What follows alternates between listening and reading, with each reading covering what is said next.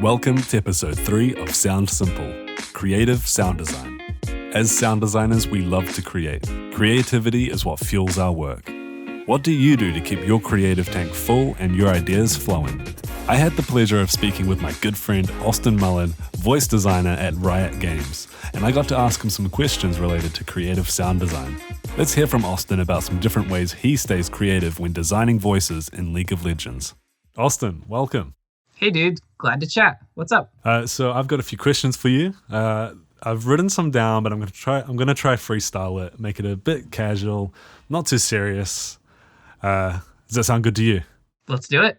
Awesome. So you've been working on a lot of stuff lately. In League of Legends, there's been a whole ton of new releases. Can you tell us a bit about that? Yeah, man. So very recently, like today or yesterday, the Project skin line just dropped. Super excited about that. It's a relatively serious, somber thematic about characters that are now robots. And I did voice design on that. And not that long ago, I did another series of robots with voices, and that was the Space Groove thematics. And in contrast, it's very silly. It was a music-based skin line, and it was super fun. So obviously two very different themes of characters there. When designing a unique character like Space Groove, Blitzcrank, what were some of the key moments in that process, and what did they look like for you?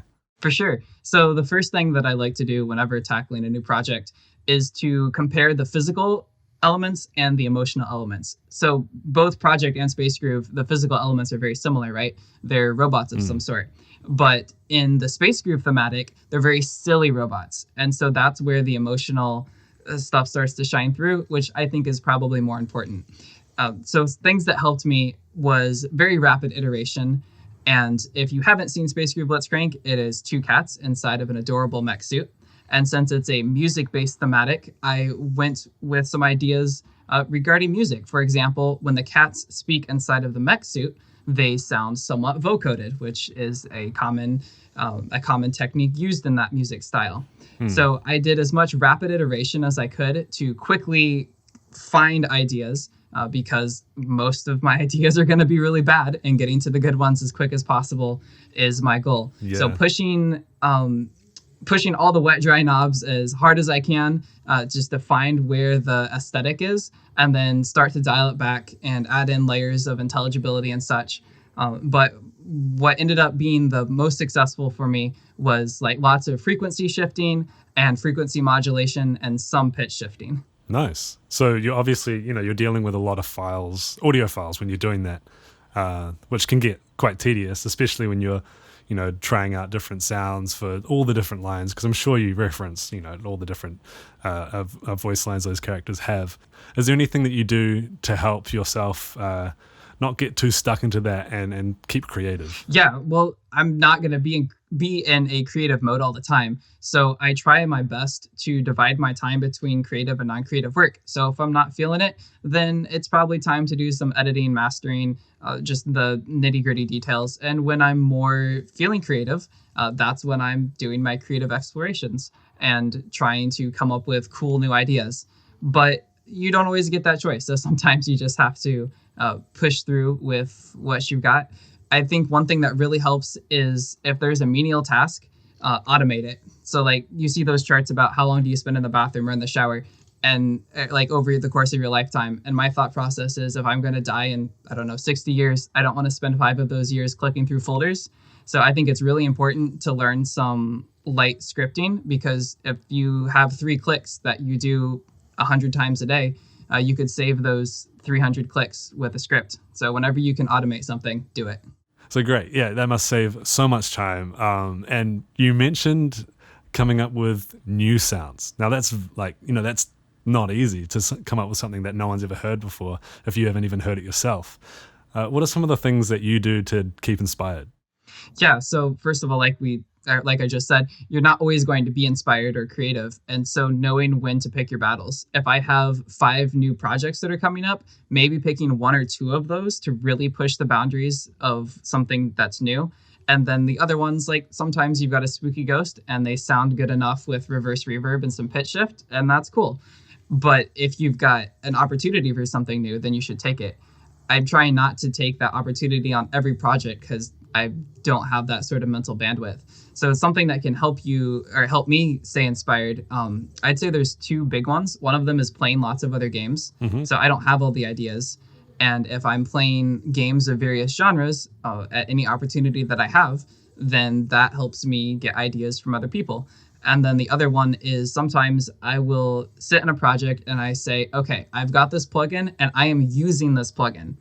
And it may not be a good plugin for what I'm using or for the project I'm working on, but it is going to get used. And I think that has helped me a lot of times to find new areas that I never would have picked if I was just always going back to my tried and true tools. Right. So you find that setting those boundaries of I'm going to use this plugin helps you from not getting lost in the whole process, and you have some direction of where you're going. Is that kind of what you're saying there?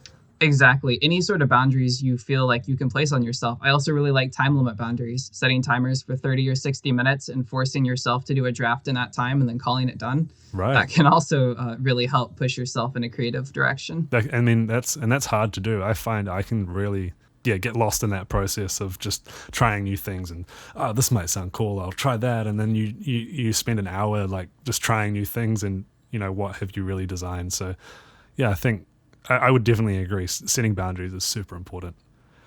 It's got to ship someday. Yeah, true.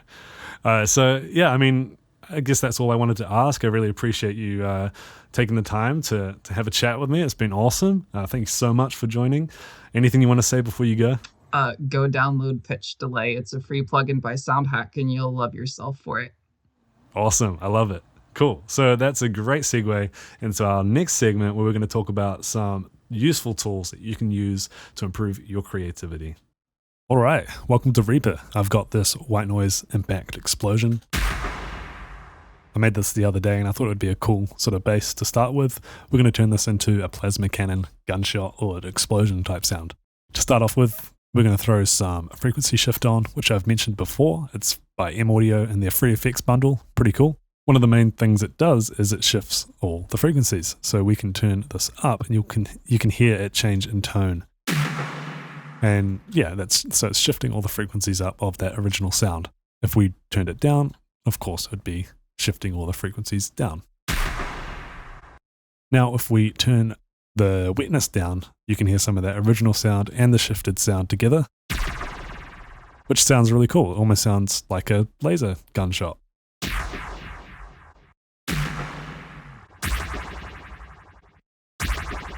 Pretty cool effect.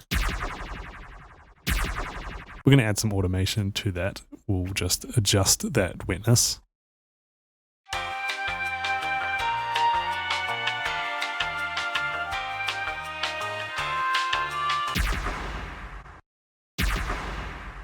And you get a really cool sound out of that. Another effect we'll add is tremolo, also by M Audio and in their free effects bundle. You can hear what it does here. I'll put the depth to 100%. We'll turn the rate down a little bit. Or up maybe. Then you can get a better idea of what it's doing.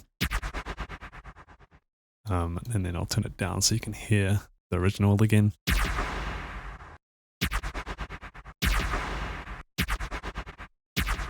Pretty cool. I think I'm going to keep it at that, and then again we'll add some automation of the depth of that sound. And I might do something like that. And I'll do the rate as well.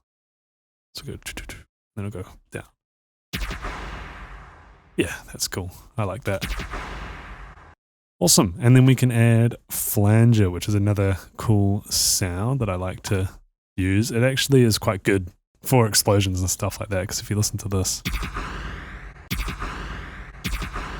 it's a pretty cool sound.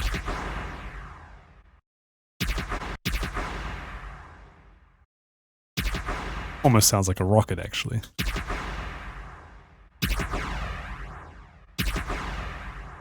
I hope that this brief explanation on some tools I like to use was helpful. Again, frequency shift, tremolo, and flanger, things I like to use a lot. If you have any questions, of course, ask in the comments. I'll be happy to reply. We hit 100 subscribers last week, and although small, a milestone like that definitely deserves recognition. I started this series as a creative outlet for myself, but most importantly a way for me to pass my knowledge to others around me, as that genuinely means a lot to me. Thank you so much for all the comments, messages, and support so far, as the more I get, the more I want to make these videos for you all. Once again, check out the Blip Sounds Discord server. It's a great place for anyone interested in anything and everything audio related. Whether you're a beginner or an industry expert, there's something there for everyone. I hope this video was just as enjoyable as the others. There are many more to come, so stay tuned, and thanks for watching.